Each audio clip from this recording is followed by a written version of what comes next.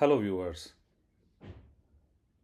Today we'll be talking about the electrospinning technique, the principle behind its process, the instrumentation required for electrospinning, and the various applications of electrospinning with emphasis on packaging applications in dairy and food industry. So this is an overview of the today's presentation. I'll be introducing about the technique of electrospinning, giving you an overview of the technique, also trying to describe the apparatus or the machinery that is involved, as well as the description of the parts, the principle behind the electrospinning process, and the factors that affect the electrospinning process, the applications, especially in food packaging. At the end, we'll try to recap what we have been covering in this session. So to begin with, the process of electrospinning is also considered as a fiber production method, as it involves the conversion of the polymeric materials into fibrous materials in a continuous manner. And since electrical forces are applied in between, this process is also called as an electrohydrodynamic process. The resultant fibers, what we achieve, could be in either micro or nano range, and hence it is also in common terms called as an nano fiber production technique. So the fibers that usually are generated are non-woven in nature. That means they are randomly arranged over uh, the surface of the collector. We'll come to know what exactly is collector in a few minutes from now. The microscopic structure of the such kind of electrospun material could be seen here. You find that there is no stitching pattern or weaving pattern, rather than it's a random arrangement, so it is called as a non-woven structure. Macroscopically, it resembles the one which has been shown on the screen, which is very similar to a tissue paper roll, which can be produced in such manner. So it's a interesting uh, phenomena of converting the polymeric material into such kind of spun mats. Electrospinning can be viewed in terms of its production method. As I just mentioned, it uses electrical forces to convert the polymer into a continuous thread, wherein the polymeric material is dispensed in a solution, and the solution may contain certain components which may enhance the electrical conductivity, so that the process of electrospinning can be it can be improved. And we also have the diversity of the fibers that can be produced or achieved could range from micro to nano size, as I told you in the beginning. So you can control the solution parameters or the processing parameters to look at what is the size of the diameter of the fiber that has been produced. We also have this process being characterized as a simple technique, because we involve the high voltage, but the residual current in this particular process is very low, roughly around less than a 1 milliampere of current. And it is also considered as a cost effective technique, because the concentration of the polymer that we take and the resultant fibrous material what you achieve is very high. So it is also referred to as a technique to convert a polymeric material into a large surface area containing structures. So it is cost effective. As I told you in the beginning, the process is continuous in an unbroken form of structures. The fibers are getting emanated and they are collected on the collectors. We also know that uh, these kind of electrospinning structures usually have very high surface area to volume ratio, and that is the biggest advantage of this particular technique. And the applications are also uh, primarily focusing on this particular phenomena. So if you look at the various applications that are, the use of electrospinning technique, it ranges from biomedical applications in electronic fields, in packaging, and so on and so forth. If we carefully look at a simple laboratory setup, it contains a syringe which contains the polymeric material having the solution. That means the polymeric material have to be dispensed in a solution wherein it gets solubilized, and the solution may contain also some of the conducting polymers or electrical conductivity enhancers, and sometimes it may also contain other additives depending on the application. So at a fixed flow rate or at a varying flow rate depending on the process, the syringe containing polymeric material is fixed on the apparatus, and in this physical structure or real-time electrospinning apparatus, you can see here the syringe is fixed in a horizontal direction, although this setup can also be in a vertical direction. So it dispenses the polymeric material on towards the collector. Now the syringe tip and the collector both are connected to the electric field, and then the voltage is applied here. The positive electrode is connected to the syringe while the negative electrode is connected to the collector. You can see here in this image also the red color wire is connected to the syringe while the black color wire is connected to the collector. And here the collector is a rotating drum kind of material. uh, there are so many other types of collector designs.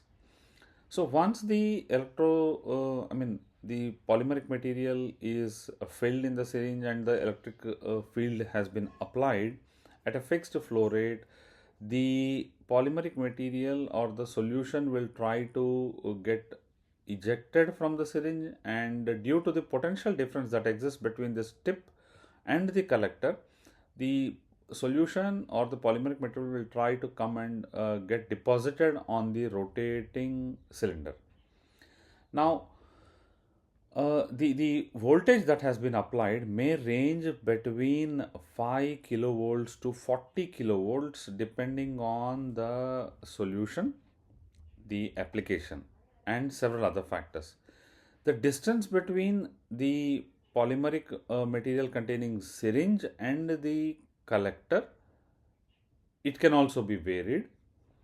And to increase the throughput of this particular process, we can even have multiple syringes on the physical apparatus. You can see here there are several slots to put more number of syringes, and all the syringes can be connected to the positive electrode at once.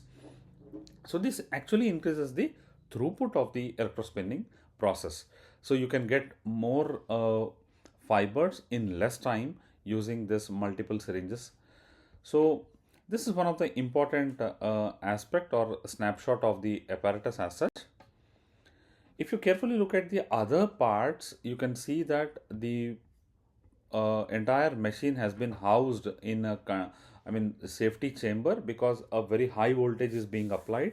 So the danger of unintentional accidents is possible. So it is housed in such a system wherein unexpectedly, if someone is trying to open the door, there will be certain safety measures such as the alarm ringing, or the machine may automatically shut to avoid any consequences which may be hazardous to the handlers or the operators.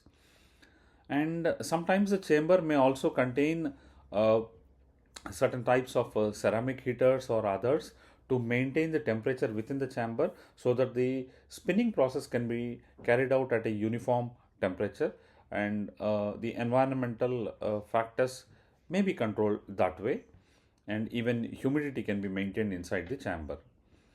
So the fiber diameter can be controlled carefully by the flow rate of the polymeric solution that is getting ejected. The usual syringes that are used, or the spinneret that is being used, is normally blunt compared to the surgical syringes, so that the fibers are aligned towards the collector rather than getting diverted, or due to the tapered nature of the surgical syringe. So that can be avoided by using a blunt syringe here. The collectors, as I told you in the previous slide, we have just seen that it is a rotating drum kind of collector, but we do have a stationary plate wherein the plate can be arranged on the vertical side, or it can be laid at the bottom, and the entire spinneret mechanism can be converted into a vertical setup. So you do have wire mesh, you do have a disc kind of collectors for different applications. These kind of collectors are available at our disposal. You can see here some of them, including a continuous conveyor type of belt type of collector. We do have rod collectors and the disc type, what I have just mentioned earlier. The primary principle, or the basic principle behind the electrospinning process, is that the polymeric solution, when it is sprayed under the high potential electric field, as you have seen the voltage difference between the two the electrodes, when the polymeric material is getting sprayed in this particular electric field, the electric field generates the Coulomb's force, and when the polymeric solution at the tip of the spinneret or the syringe will overcome the surface tension, overcome the forces that are holding it back while it is entering into the electric field, it gets tapered, and then a kind of conical structure can be visualized at the syringe tip, which is referred to as a conic Taylor cone in the literature,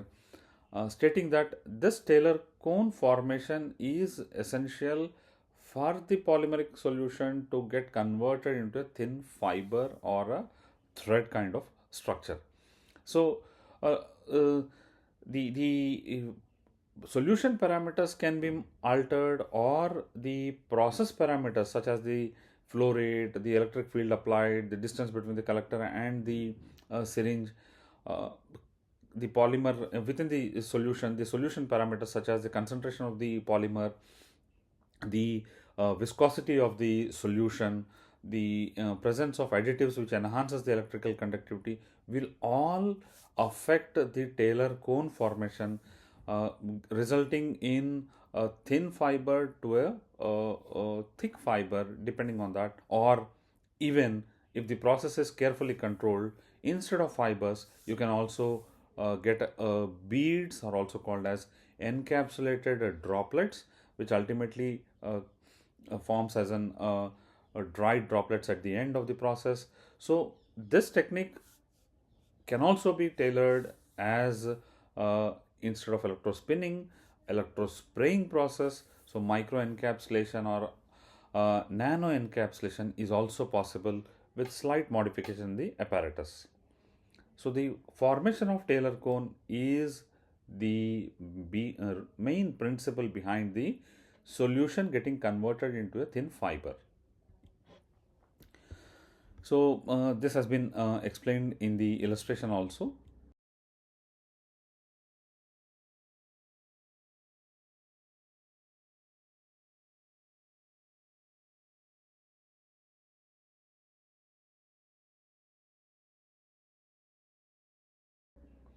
Now, the various factors, as I have just mentioned in the previous slide, depending on the solution concentration, we can see that the fibrous structure can be either thin or thick. the voltage applied will also affect. Higher the voltage, thinner the fiber, larger the distance between the collector and the what we call the syringe, fiber diameter reduces. Higher the conductivity, it also enhances. If you look at the specific applications of electrospinning in food packaging, we know that people have tried using this technique to control the water vapor transmission rate as well as the oxygen transmission rates of the packaging films by using electrospun structures as barrier materials. They have used these electrospun materials to encapsulate antimicrobial agents and even nanoparticles which have potential antimicrobial properties such as zinc oxide and others. Some of the bacteriocins have also been tried as for encapsulation, and such kind of structures have been used maybe for coating of the existing plastic materials or other packaging materials, or as such they have been used as an active material. Alternatively, electrospun structures have also been used for controlled release packaging applications, for flavor release, for enzyme release, or even for probiotic release in host cells at a desired rate. Very specific applications also include antioxidants type of packaging or even oxygen scavenging applications. We do have applications of electrospinning in edible packaging wherein polymers such as starch, whey proteins, gelatin, and others have been tried to convert into edible structures. However, compared to the synthetic polymers, electrospinning, the edible polymers or the bio based polymers spinning is relatively challenging, indicating that you require some more careful uh, process considerations to achieve the same kind of results what you can expect with synthetic polymers. So to conclude, electrospinning is a nanofiber production technique. Both solution and operational process parameters can affect the process as such. Although there are wide applications of electrospinning, beginning with the biomedical applications in the form of scaffold and others, we are finding or witnessing that such applications are also now getting increased in active and intelligent packaging. So, have a nice day. Happy learning. Thank you.